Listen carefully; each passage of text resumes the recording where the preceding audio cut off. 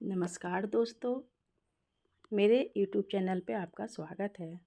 हर वर्ष भाद्रपद मास की शुक्ल पक्ष की चतुर्थी को अनंत चतुर्दशी मनाई जाती है। यह पर्व भगवान विष्णु को समर्पित होता है, इसलिए इस दिन भगवान विष्णु और माता लक्ष्मी की पूजा करने का विधान है। अनंत चतुर्दशी के दिन पूजा होने तक उपवास रखा जाता है और पूजा के समय भगवान विष्णु को अनंत रक्षा सूत्र अर्पित किया जाता है। अनंत चतुर्दशी को अनंत चौदस के नाम से भी जाना जाता है। इस दिन भगवान विष्णु के अनंत रूप की पूजा करने का विधान है।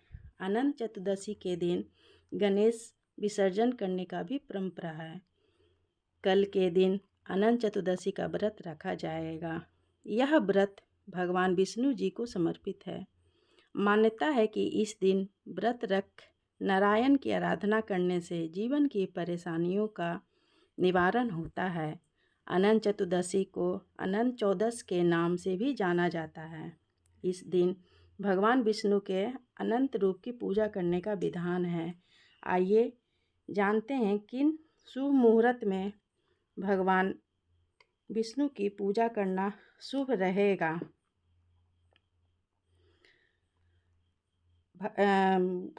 पूजा का शुभ मुहूर्त सुबह 8:30 बजे से 8:10 तक है। शाम तक लोग पूजा करेंगे। इस दिन गौरी गणेश के पूजा के साथ भगवान विष्णु का पूजन भी किया जाता है। पूजन के बाद 14 गांठों वाला अनंत सूत्र बाँह में बांधा जाता है। उन्होंने कहा है कि अनंत चतुर्दशी के व्रत के पुण्य का क्षय नहीं होता है।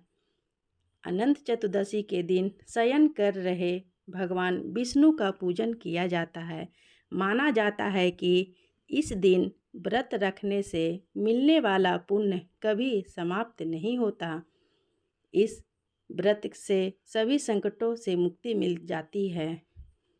तो आइए जानते हैं अनंत चतुर्दशी के आसान पूजा विधि। सबसे पहले आप सभी स्नान आदि कर मंदिर की सफाई करें। फिर गणेश जी को प्रणाम करें।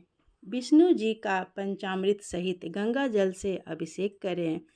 अब प्रभु को पीला चंदन और पीले पुष्प अर्पित करें। मंदिर में घी का दीपक प्रज्वलित करें। श्री विष्णु चालीसा का पाठ करें। पूरी श्रद्धा के साथ गणेश जी की आरती करें। तुलसी दल सहित भोग लगाएं। अंत में क्षमा प्रार्थना करें। आइए अब हम जानते हैं अनंत चतुर्दशी की कथा।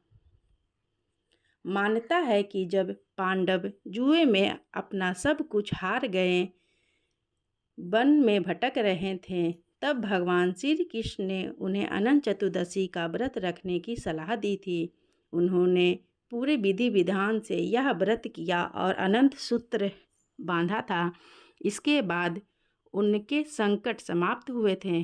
पूजा के बाद इस दिन अनंत सूत्र बांधने की भी परंपरा है। कहा जाता है कि अनंत सूत्र धारण करने से हर तरह की मुसीबतों से रक्षा होती है। भविष्य पुराण के कथा के अनुसार वनवास के दौरान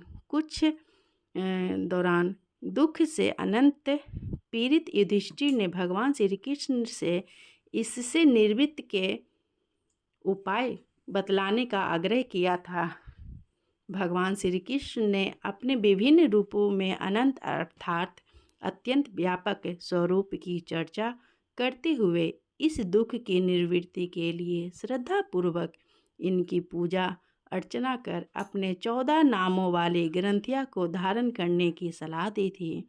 भगवान श्री कृष्ण ने 14 वर्ष तक लगातार पूजा अर्चना किए जाने से सभी विपत्तियों से मुक्ति मिलने की बात बताई थी।